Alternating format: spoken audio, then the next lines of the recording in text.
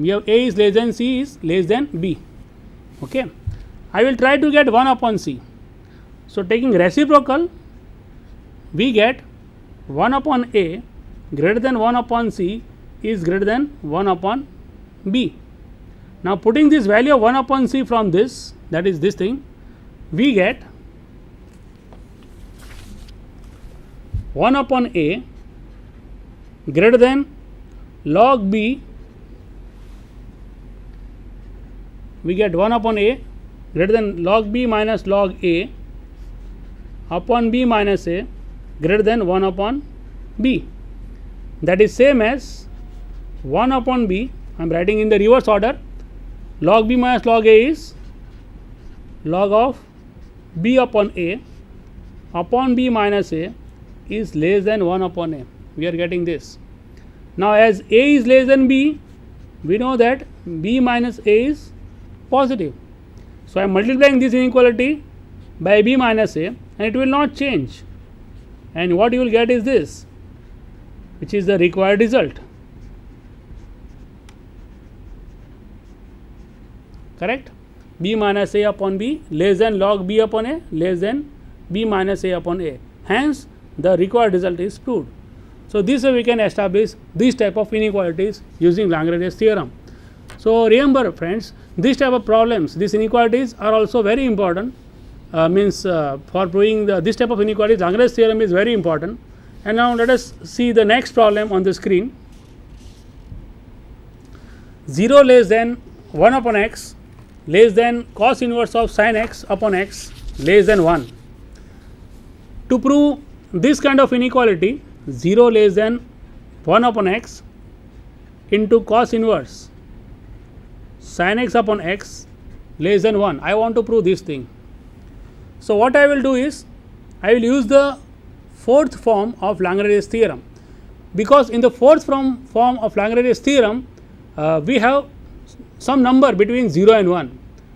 If you remember, we have seen on the screen that f(x) is equal to f of 0 plus x into f dash of theta x, where 0 less than theta less than 1. This was the formula of Lagrange's theorem, the fourth form of Lagrange's theorem. This involves theta and it is between 0 and 1. So, dear friends, whenever you want to prove something between 0 and 1 using the mean value theorem, always use this Lagrange's mean value theorem, the fourth form, this. So, using this, one has to think, okay, what should be taken as the function f(x) here, so that I will get this required inequality. So, let us think in the reverse order. Okay. So, first I am doing this thinking process. This is the thinking process. Think, if I take theta is equal to 1 upon x into cos inverse of sin x upon x, એટલે કે જો આપણે theta is equal to 1 upon x into cos inverse sin x upon x લઈએ, તો means if I prove that theta equal to this thing, then it will be done, because what is theta? It is a number between 0 and 1. In order to prove this, I will rewrite this for expression by simplifying. First, let us take x on this side.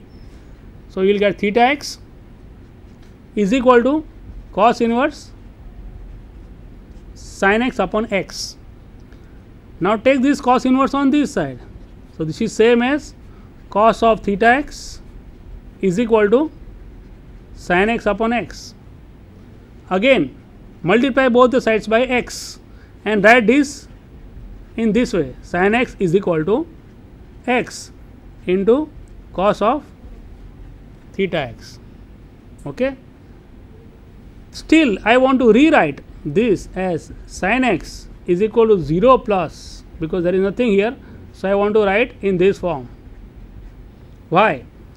Now, you compare this box and this box. Remember friends, this is only our thinking process. We have not started the solution. We are going in the reverse order to get the information about the function which is to be taken to solve this problem. So, in exam, if this kind of exam, this problem is asked, prove that something is between 0 and 1 based on the mean value theorems, then you always think like this and use this formula. You see that if you compare these two, f(x) is equal to sin x. F of 0 means sin 0 is equal to 0, that is also there. This x and this x is also common, and derivative of f dash x, if I would take sin x as the function f x, then derivative of sin x is cos x, and cos theta is f dash of theta x is cos theta x. So everything will be proved. Hence we write the solution in this manner for proving that inequality.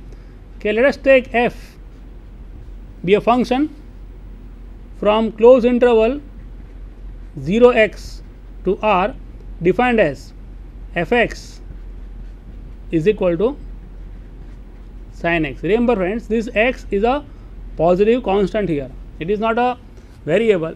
So let us take t instead of this, because x is already used. So I will denote the same function using different variable. F of t is equal to sin of t, sin of t, instead of taking sin x, because this x I have already used here. So in order to avoid the confusion, now this f t is a trigonometric function, so it is everywhere continuous and everywhere differentiable. Therefore it satisfies both the conditions of Lagrange's theorem, and therefore by the fourth form of the Lagrange's theorem, we can say that there is some theta between 0 and 1 such that f of x is equal to f of 0 plus x into f dash of theta x. Let us put all the values. F x is sin x, f 0 means sin 0, which is 0, x is x, f dash of t, that is sin t derivative is cos t, that is f dash of theta x will give you cos of theta x, and hence just going in the reverse order, dividing by x first, will get cos of theta x, and this gives, directly I am writing now, theta is equal to 1 upon x cos inverse sin x upon x. I will get this thing. So we are getting that the value of theta is equal to this 1 upon x cos inverse. But what is theta? You see, theta is between 0 and 1. So we have 0 less than theta less than 1, and putting this value of theta here, we get 0 less than 1 upon x into cos inverse of sin x upon x is less than 1. Hence the required inequality is established. Okay. So this way we can prove inequalities of this type. Now let us take another example. It is about the Cauchy's theorem.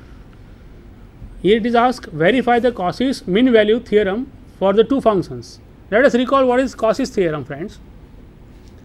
Cauchy's theorem says, if we have two functions f(x) and g(x), if both are continuous on closed interval a comma b, if f(x) and g(x) both are differentiable on open interval a comma b, and g dash x is not equal to 0, then we can find some c in the open interval a comma b such that fb minus fa upon gb minus ga is equal to f dash of c upon g dash of c. Let us verify this Cauchy's theorem. Here we have two functions f and g defined on closed interval a b to r. The function f(x) is cos x and the function g(x) is sin x. Remember friends, I am verifying the Cauchy's theorem. In Cauchy's theorem, both the functions f and g must be continuous on this. Here you know what is a and b. A and b are numbers between 0 and pi. 0 less than a less than b less than pi. Cos and sin being trigonometric functions, they are continuous on closed interval a b, they are differentiable on open interval a b, and also we have to check what is g dash x. G dash x means derivative of sin x, that is cos x. This cos x is not equal to, okay, derivative of sin x is cos x. Okay, let us change this interval. This is 0 to pi by 2. Here 0 less than a less than b less than pi by 2. This cos x is not 0 for in this first quadrant 0 to pi by 2. Okay. Therefore, all the conditions of Cauchy's theorem are satisfied for every x belongs to open interval a b, because a b are between 0 and pi by 2, where cos is not 0. Therefore, there exists some c between a and b such that fb minus fa upon gb minus ga is equal to f dash of c upon g dash of c. Let us find the value of the constant c from this. This gives us fb means, what is the function fx? Cos x. So, it is cos b minus cos a, gx is sin x. So, sin b minus sin a is equal to f dash of c. Derivative of cos x is minus sin x. So, this is minus sin c. G dash x, sin x derivative is cos x and g dash c means cos c. So, we are getting this. From this equation, I want to find the value of the constant c. So, let us simplify. You know this formula, cos minus cos is minus 2 ss. So, cos a minus cos b is minus sin a plus b by 2, a minus b by 2.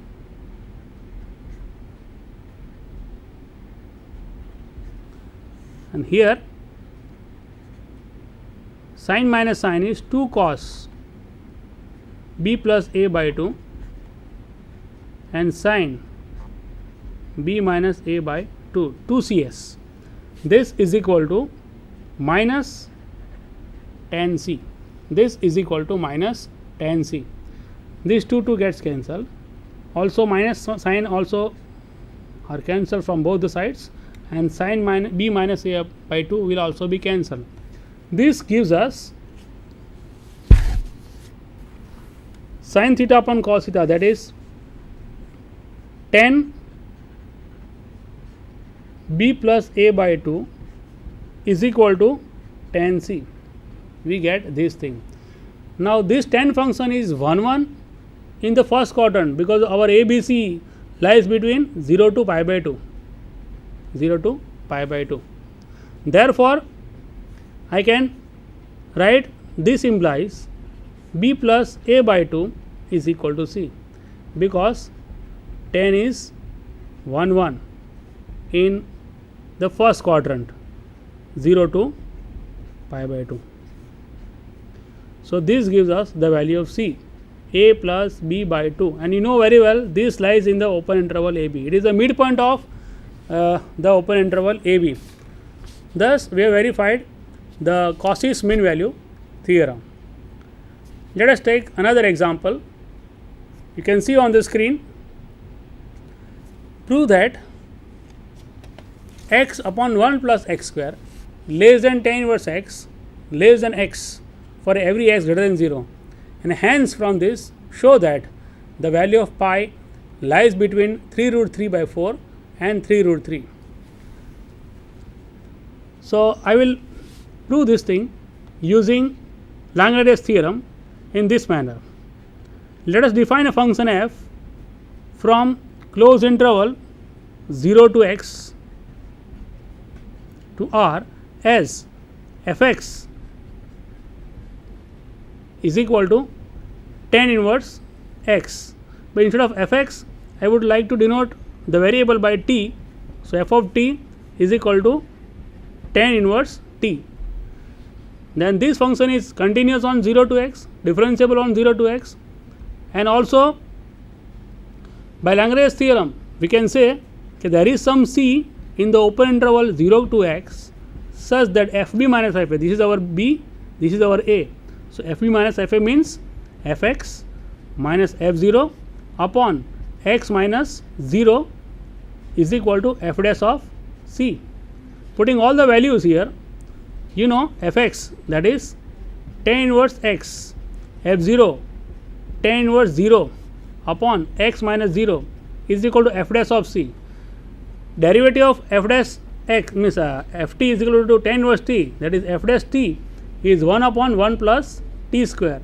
So, here you will get 1 upon 1 plus c square.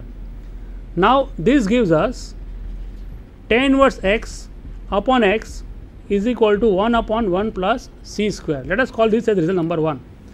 Now, we know what is c, as 0 is less than c is less than x.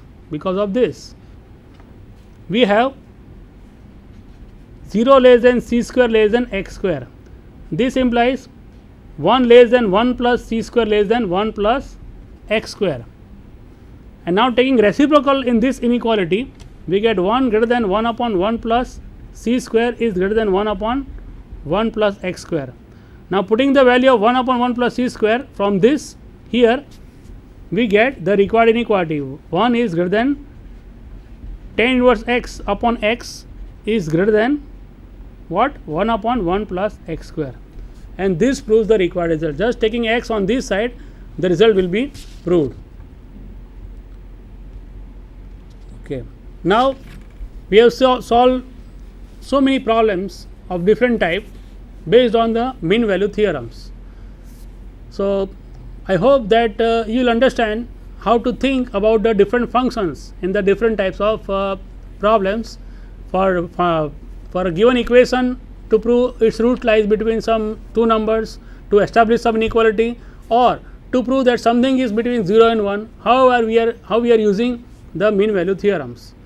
Now, just recall the three theorems: Rolle's theorem, Lagrange's theorem, and Cauchy's theorem. These three mean value theorems are very important in calculus, and one can obtain many interesting results using the mean value theorems. For the references, you can see on the screen. See, these are the references for further reading about mean value theorems. And with this, we come to end of this lecture. I hope you understood and you enjoyed. Thank you very much.